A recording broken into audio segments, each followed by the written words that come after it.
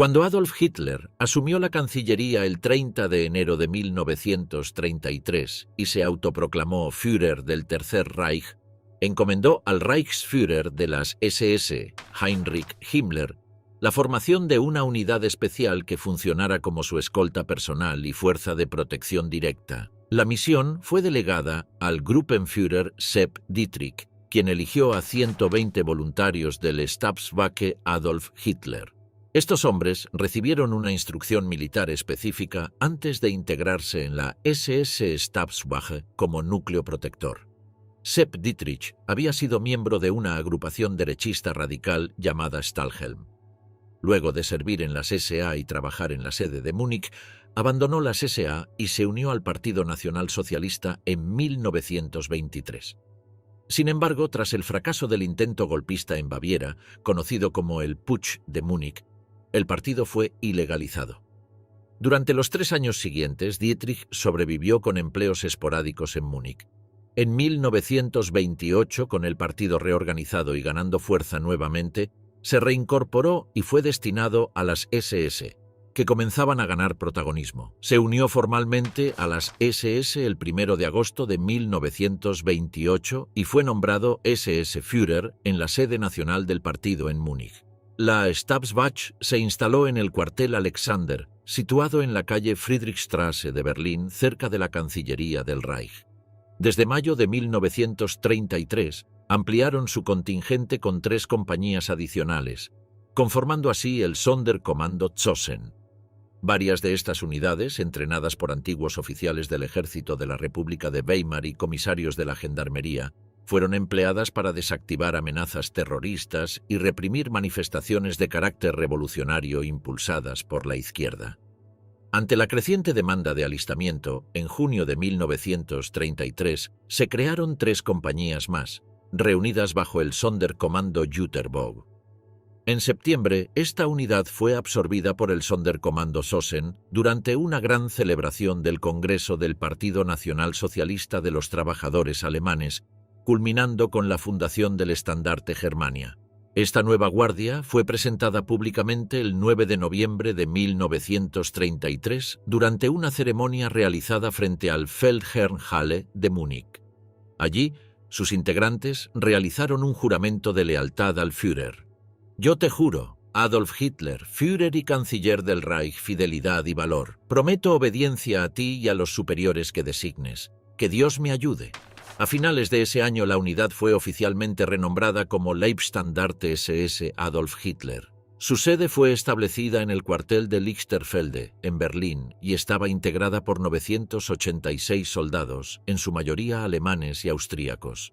En 1935, su número se incrementó hasta alcanzar los 2.551 efectivos. Entre sus funciones principales estaba la protección de la Cancillería del Reich mediante patrullas continuas las 24 horas, así como escoltar al Führer en actos y eventos públicos.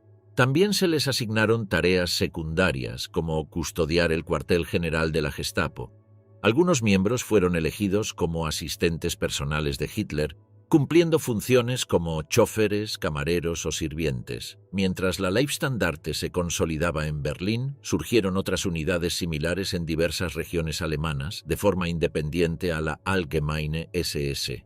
Estas formaciones recibieron el nombre de Verfügungstruppe y estaban compuestas por tropas político-paramilitares sometidas a un entrenamiento físico riguroso, con énfasis especial en atletismo y deporte.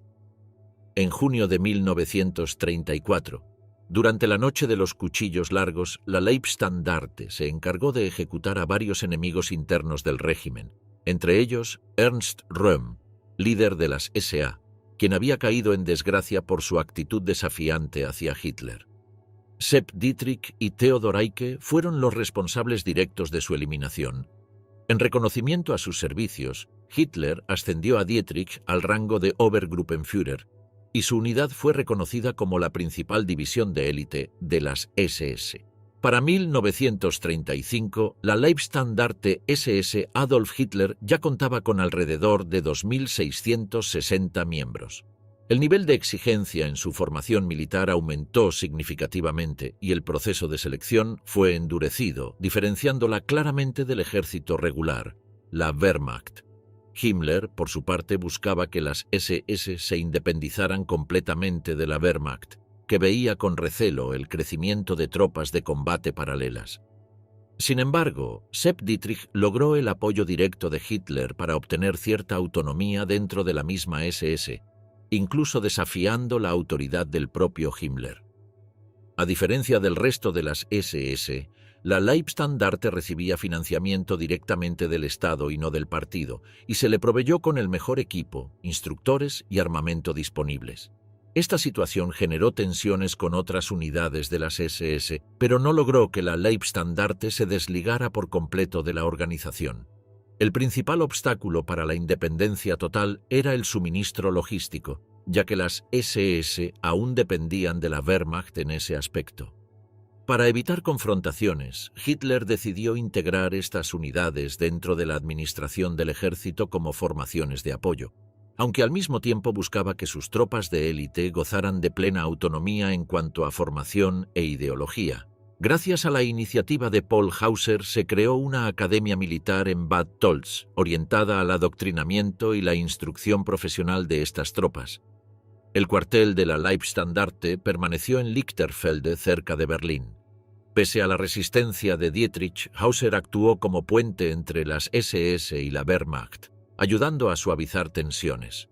Con el tiempo, Hauser ganó prestigio entre sus alumnos y camaradas, que lo apodaron Papá Hauser por su liderazgo justo, firme y carismático.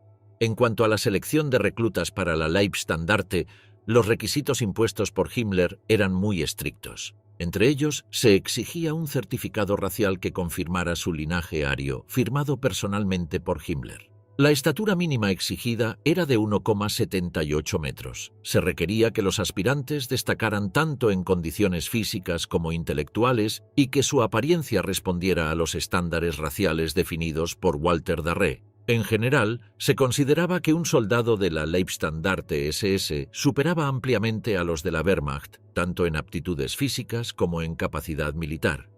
Todo recluta era inicialmente clasificado como novato, y solo alcanzaba el estatus pleno tras aprobar los cursos ideológicos de infantería y blindados impartidos exclusivamente en academias de las SS. Los entrenamientos incluían, en su mayoría, ejercicios con fuego real. Uno de los requisitos más extremos consistía en colocar una mina magnética sobre un tanque en movimiento mientras se pasaba por encima. Muchas de estas técnicas de formación fueron diseñadas por Reinhard Heydrich. El nivel de exigencia era tan alto como el de los comandos británicos. Esta obsesión por crear una élite militar tenía como trasfondo las burlas iniciales de las SA de Rom, que tildaban a las SS de soldados de asfalto sin verdadero valor en combate. En las academias, los recursos eran impresionantes: campos de fútbol, salas de boxeo, gimnasios bien equipados y piscinas. Muchos instructores eran casi atletas olímpicos. La formación también incluía entrenamiento en alta montaña, asaltos en zonas hostiles, detección de trampas y emboscadas, y operaciones de comando tras las líneas enemigas.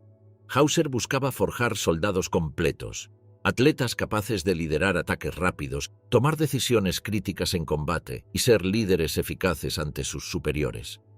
En el plano ideológico se inculcaba un odio absoluto hacia el judaísmo y el comunismo, considerado fundamental ya que los miembros de las SS debían realizar funciones represivas contra pueblos señalados como enemigos del Reich.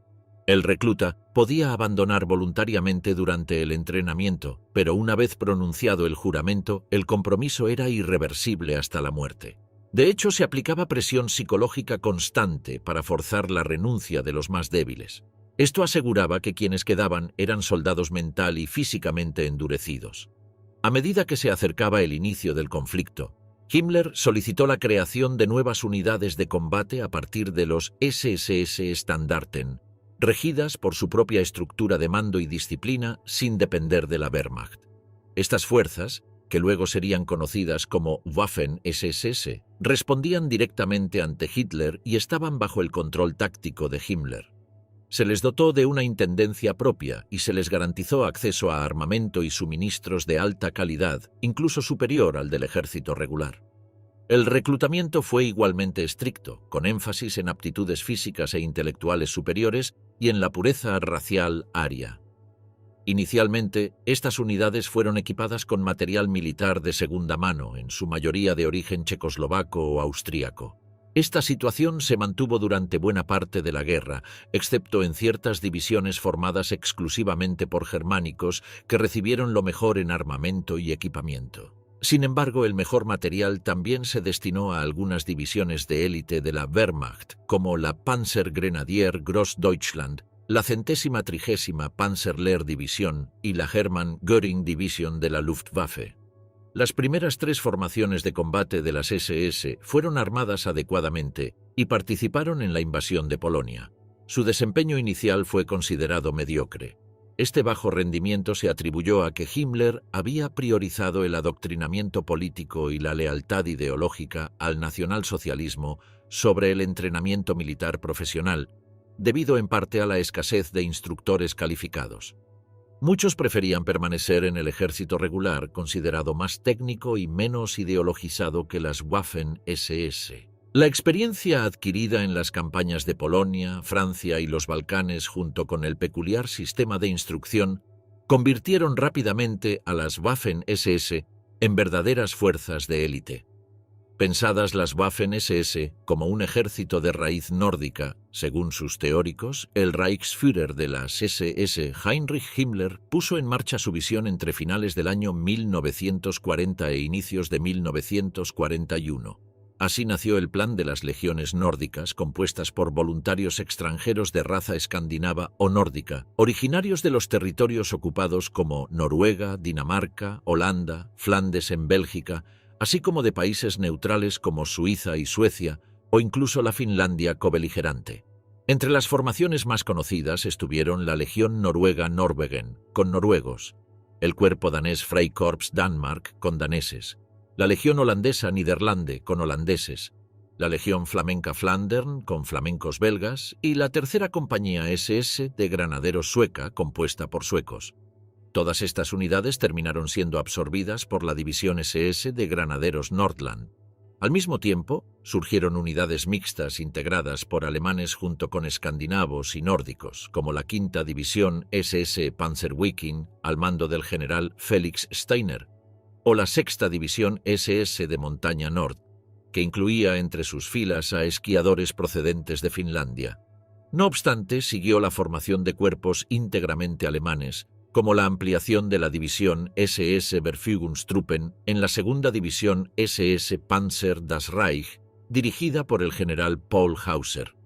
De haberse concluido la Segunda Guerra Mundial entre 1940 y 1941, tal y como preveían las altas esferas del Tercer Reich, las Waffen-SS habrían conformado un ejército exclusivamente ario y nórdico, según el proyecto inicial de sus fundadores.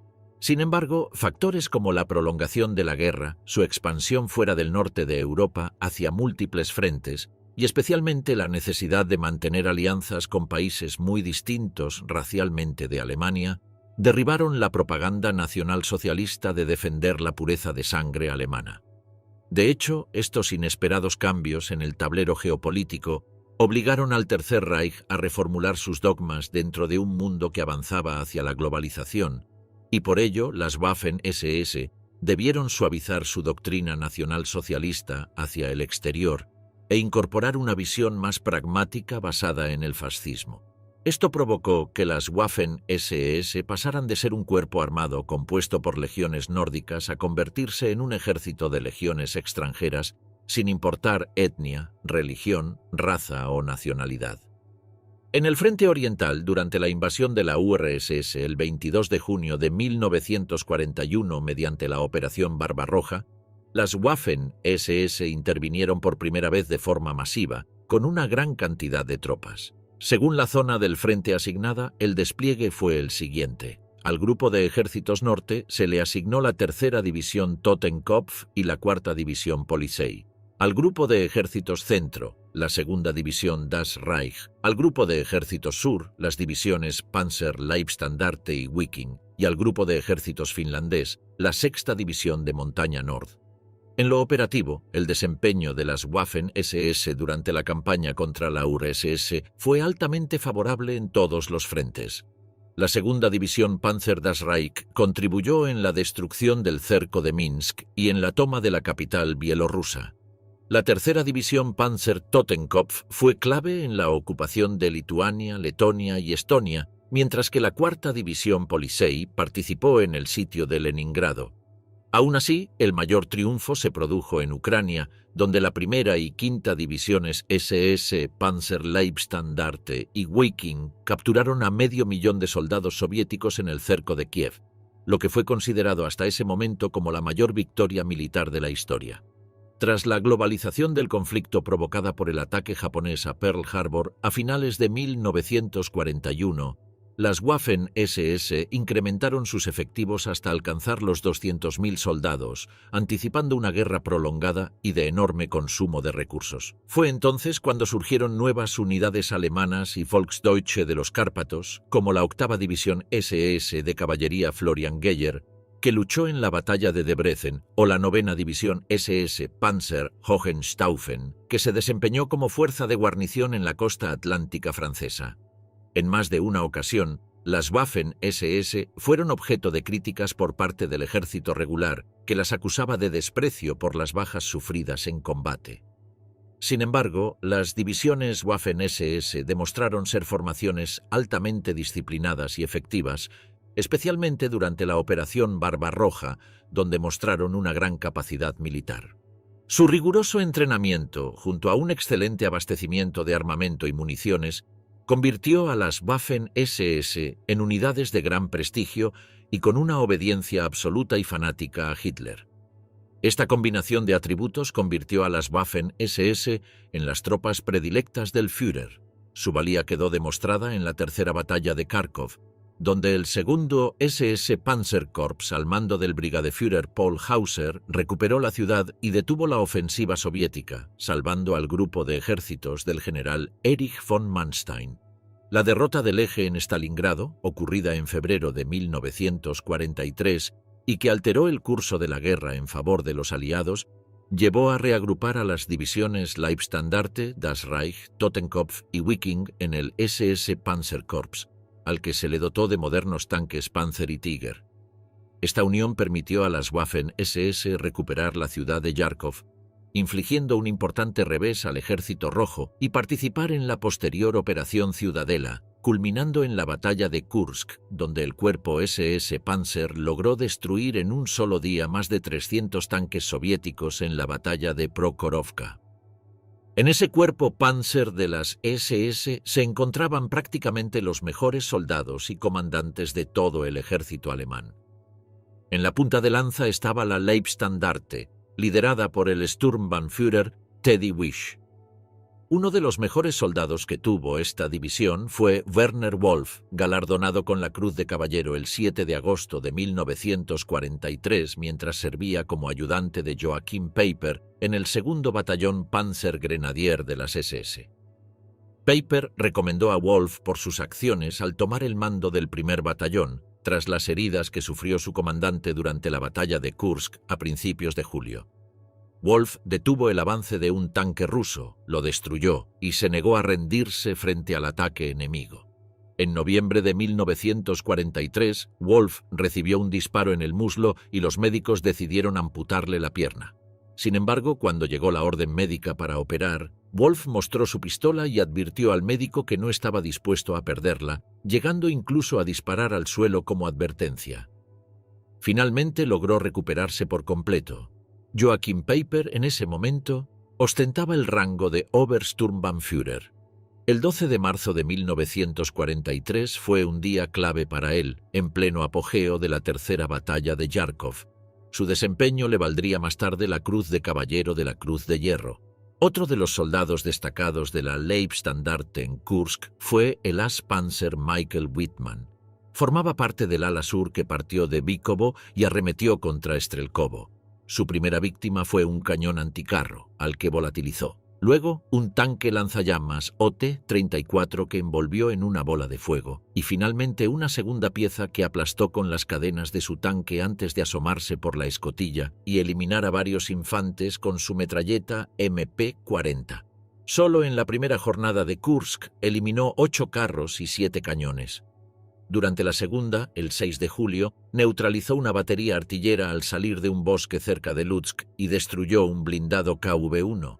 Estos éxitos se repitieron el día 7 en las inmediaciones de Teterevino, donde destruyó 7 tanques más y 19 piezas.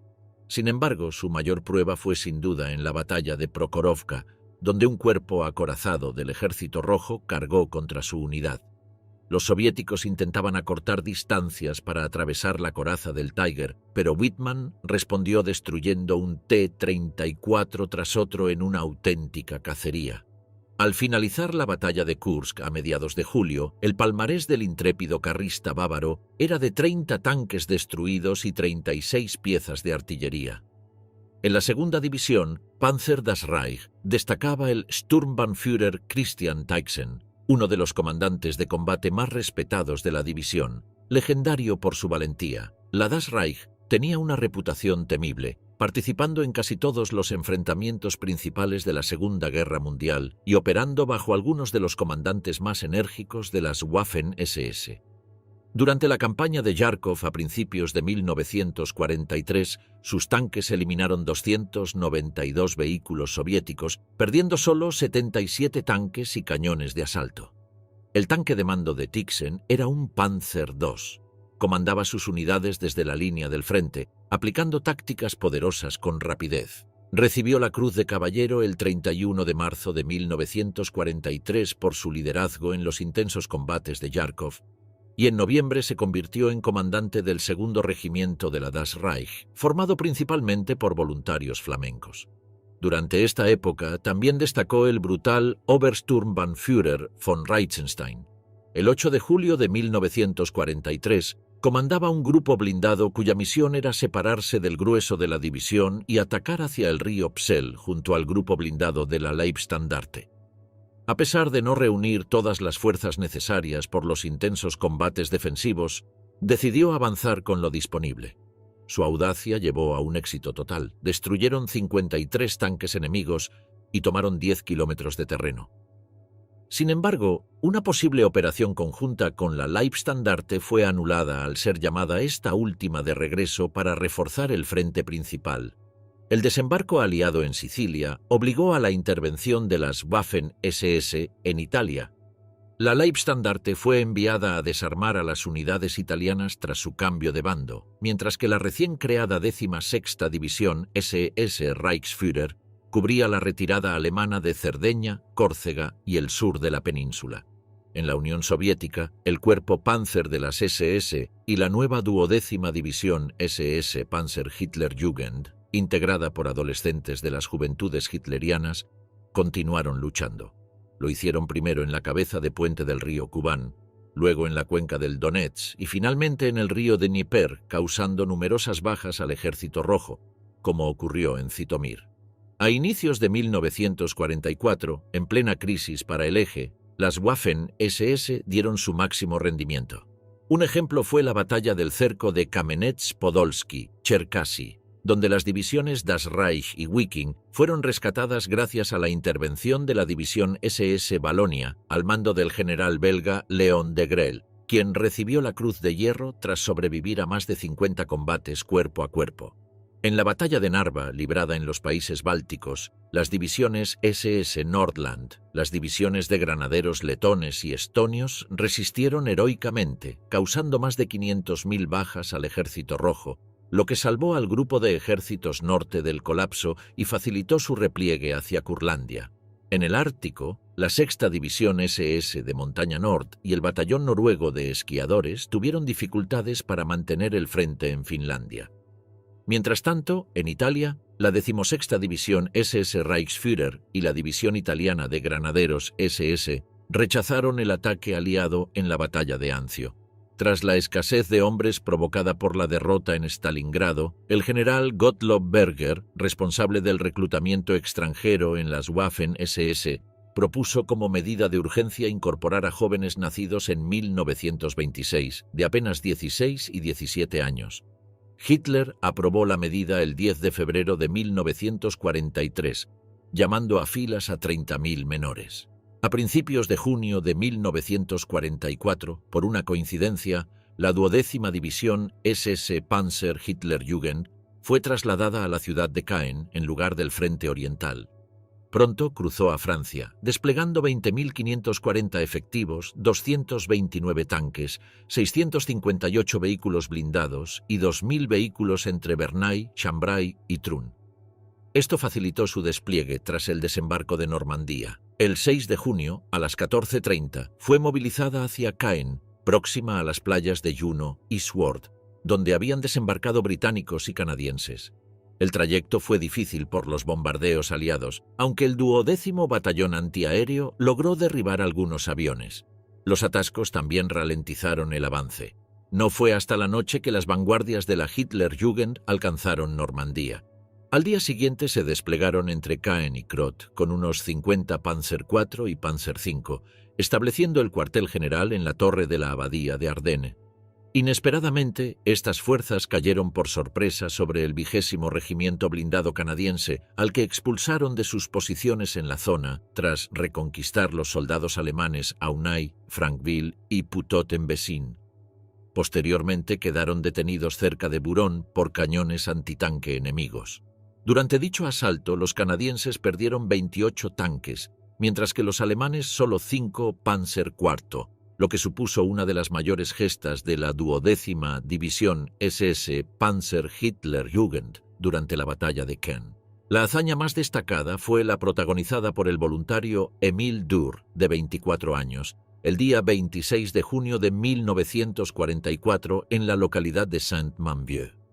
Cuando un tanque lanzallamas Churchill Crocodile amenazó su posición, Dur, de forma instintiva, tomó un Panzerfaust y disparó un proyectil que rebotó en la coraza del blindado, justo antes de recibir un disparo en el pecho. Soportando el dolor, regresó a sus líneas, tomó otro Panzerfaust y volvió a disparar, inmovilizando el tanque al destruir sus cadenas.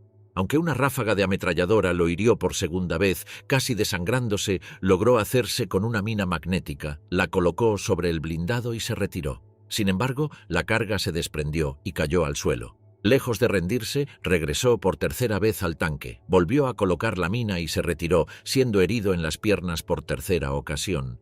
Finalmente, la carga explotó y el Churchill Crocodile fue destruido. Ese mismo día, Émile Dur falleció a causa de sus heridas, siendo condecorado póstumamente con la Cruz de Caballero de la Cruz de Hierro. Al iniciarse la Operación Bagration, la gigantesca ofensiva del Ejército Rojo contra Bielorrusia en junio de 1944, las Waffen-SS sufrieron grandes pérdidas durante la retirada hacia Polonia. Tampoco en el frente occidental la situación fue mejor. Tras el desembarco aliado en Provenza durante la Operación Dragón, las divisiones SS se replegaron hacia Alsacia y Lorena, encajando severas bajas. Afortunadamente para ellas, la situación cambió en otoño de 1944 con la Operación Market Garden en los Países Bajos. Las divisiones SS Panzer Hohenstaufen y Frundsberg emboscaron y aniquilaron completamente a los paracaidistas británicos, estadounidenses y polacos en las zonas de lanzamiento de Arnhem, Nimega y Eindhoven. Sin embargo, la acción más espectacular tuvo lugar durante la Batalla de las Ardenas, entre finales de 1944 e inicios de 1945. Allí, las principales divisiones Panzer de las SSS irrumpieron en los bosques de Bélgica y Luxemburgo, rompiendo temporalmente el frente aliado. Con los nuevos blindados Königstiger, King Tiger, en vanguardia, lograron capturar a más de 13.000 soldados estadounidenses, destruir centenares de tanques enemigos y avanzar hasta 100 kilómetros hacia el oeste. Destacó especialmente el Kampfgruppe Peiper, liderado por el comandante Joachim Peiper, quien fue condecorado por esta increíble proeza. Sorpresivamente, tras el fracaso de la ofensiva alemana en Hungría, Hitler censuró duramente a las Waffen-SS, amenazándolas y fusionándolas con otras unidades del Heer. Además, ordenó el retiro de sus títulos honoríficos. Esta decisión provocó descontento, especialmente por parte del comandante del Sexto Ejército Panzer SS, el Oberstgruppenführer Joseph Sepp Dietrich, quien criticó abiertamente la insistencia de Hitler en lanzar a las ya desgastadas Waffen-SS a operaciones prácticamente suicidas. Durante los últimos meses de la guerra, las críticas de Hitler contra las Waffen-SS aumentaron. Estas estaban ahora formadas en su mayoría por reclutas improvisados tras haber perdido a gran parte de sus combatientes veteranos. Las atrocidades cometidas por algunas de sus unidades en el frente oriental provocaron un profundo deseo de venganza en el Ejército Rojo. Por ello, muchos jefes de las divisiones SS intentaron huir hacia el oeste, donde en mayo de 1945 los supervivientes se rindieron casi por completo a las fuerzas estadounidenses. Como eran tropas de combate en campo abierto, varias divisiones de las Waffen-SS fueron consideradas de élite. Estas se caracterizaron por una moral extremadamente alta, gran capacidad combativa y una fuerte politización ideológica en defensa del nacionalismo paneuropeo y contra el bolchevismo. Frecuentemente, también fueron las mejor equipadas del ejército alemán. Al final de la guerra, incluso disponían de laboratorios científicos propios y fábricas dedicadas al desarrollo de tecnología militar avanzada, acaparando el control de las llamadas armas secretas. El destino de muchos combatientes de las Waffen-SS fue trágico tras el final del conflicto en 1945. Todos los voluntarios capturados por el Ejército Rojo, rusos blancos, letones, húngaros, entre otros, fueron ejecutados de inmediato o deportados a los gulags de Siberia. Aquellos que eran ciudadanos soviéticos y fueron capturados por los aliados occidentales, como cosacos, georgianos, armenios, turquestanos o tártaros, fueron extraditados a la URSS en la denominada Operación Kilhaul, acordada previamente en la Conferencia de Yalta. Todos sufrieron un destino igualmente terrible. Simultáneamente, en Europa Occidental se desató una auténtica psicosis. Las nuevas autoridades y grupos partisanos torturaron y asesinaron a cientos de voluntarios franceses, italianos y belgas. Peor suerte corrieron los estonios, quienes se rindieron a la resistencia checa en Praga y fueron quemados vivos en hogueras humanas. Los árabes y africanos entregados a las tropas coloniales francesas fueron fusilados en el acto. Los indios capturados por los británicos fueron encerrados inhumanamente en jaulas a bordo de un barco de carga que los llevó hasta la prisión de La Roja, en Delhi. Los pocos voluntarios que no fueron asesinados o linchados enfrentaron largas condenas en prisiones, campos de concentración, trabajos forzados o la pérdida de derechos civiles. Solo se salvaron de no ser procesados 3 grupos: los alemanes, al ser parte de un ejército regular reconocido, los ucranianos y bielorrusos, protegidos por gestiones del Vaticano, y los suecos, acogidos como héroes por su país neutral al regresar a casa. Hasta finales del siglo XX, las Waffen-SS pasaron desapercibidas en la historiografía, debido a que la Segunda Guerra Mundial aún estaba reciente y faltaba información por documentar. No fue sino hasta el final de la Guerra Fría, en 1991, y con la entrada al nuevo milenio, que estas unidades adquirieron mayor atención en los estudios históricos del conflicto. Fueron el primer ejército multinacional de la historia moderna, formado por voluntarios de los 5 continentes provenientes de países enemigos, aliados, colonias e incluso naciones neutrales. Este fenómeno, además de ser un caso único, se popularizó por la calidad combativa y la diversidad cultural de sus soldados, muy superior a la de cualquier otro contendiente. Protagonizaron gestas bélicas espectaculares, muchas veces consideradas imposibles, y por ello las Waffen-SS constituyen un fenómeno imprescindible para comprender la dimensión ideológica, militar y humana del conflicto entre 1939 y 1945, siendo uno de los episodios más controvertidos e interesantes de la historia universal.